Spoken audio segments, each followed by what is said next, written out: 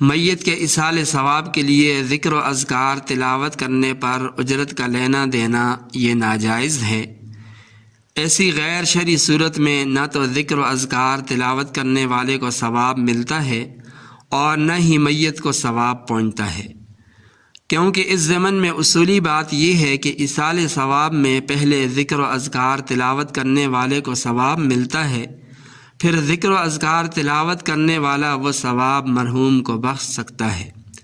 لیکن مذکورہ صورت میں جب اس ذکر و اذکار تلاوت کرنے والے کو خود اس ذکر و اذکار تلاوت کا ثواب نہیں ملتا تو وہ مرحوم کو اس کا ثواب کیسے بخش سکتا ہے؟ مزید یہ کہ ایصال ثواب کی غرض سے ذکر و اذکار تلاوت کرنے پر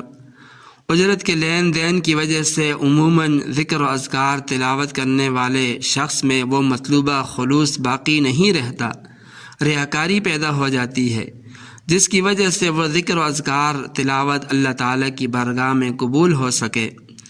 اس پر ثواب عطا ہو سکے۔ اس لیے کہ خلوص کے بغیر نہ تو ذکر و اذکار تلاوت قبول ہو سکتا ہے اور نہ ہی اس پر ثواب مل سکتا ہے۔ حضرات فقہا فرماتے ہیں کہ مذکورہ صورت میں خلاف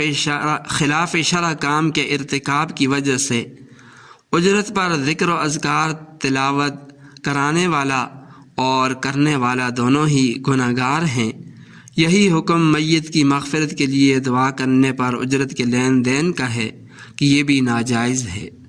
مزید اہم مسائل جاننے کے لیے ہمارے چینل کو سبسکرائب کیجیے، ویڈیو کو لائک اور شیئر کیجیے۔